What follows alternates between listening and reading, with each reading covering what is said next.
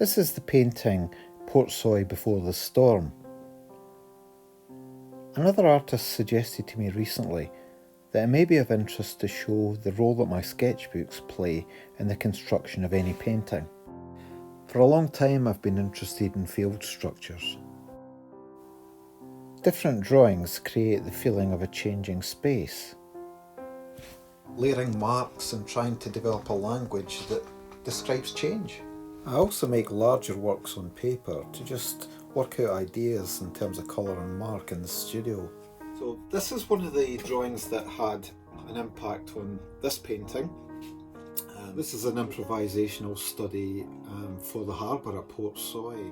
And you can see how much it's influenced the way the buildings developed in the foreground. So my paintings are a process of change and of layering ideas.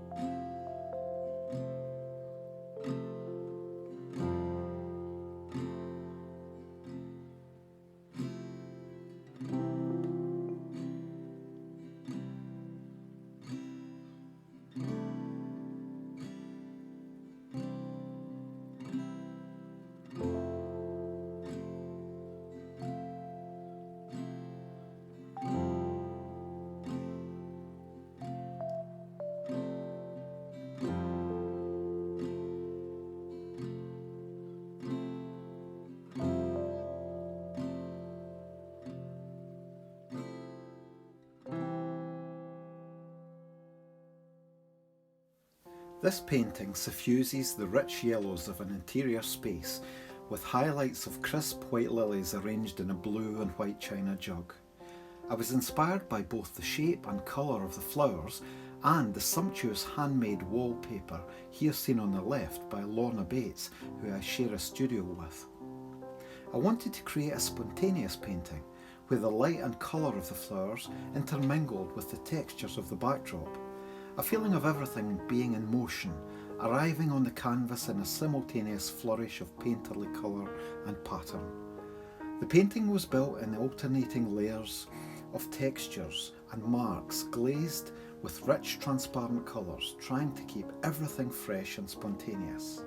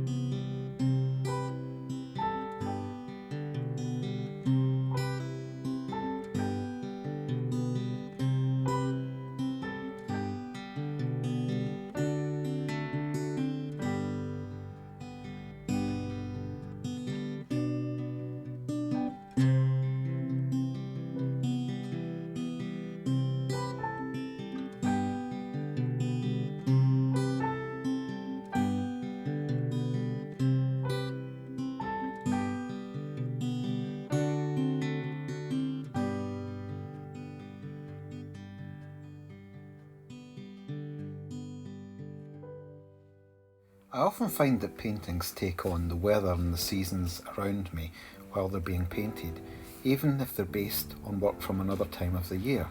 That was the case with this summer study in Aldborough, Suffolk, which I then used to develop this painting, East Coast Storm.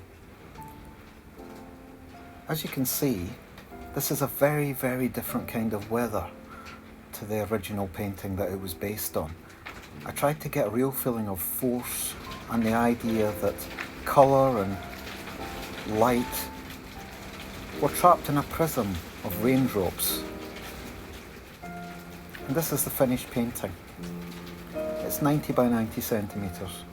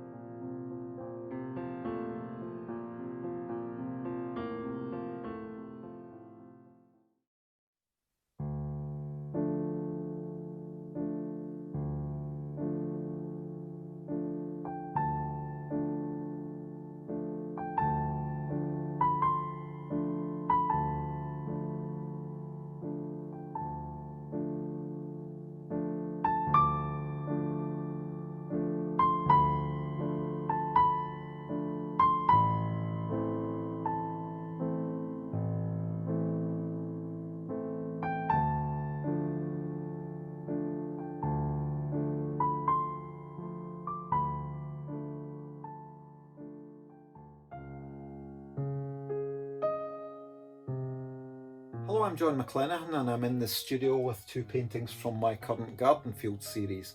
It looks at the edges of a garden, the spaces that are, if you like, outlying where these roses almost stray into the field beyond, and these daisies and grasses push through from the wildflower field that the garden borders.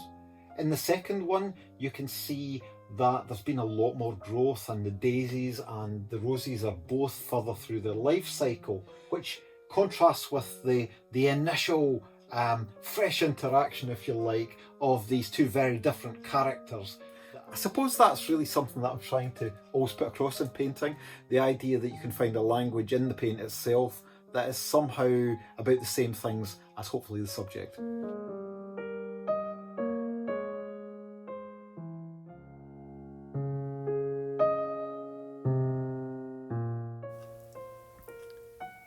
Traces of a Lost Garden was made through a process of adding and removing paint from canvas, looking for something that seemed to resonate with the subject that was in front of me. The paint was thinned to a stain in some areas, but thickly interwoven in others, until this idea of a lost garden, of roses dislocated in time and from the domestic space they once adorned, began to form. The roses keep returning like a physical memory of the past life of this wild space.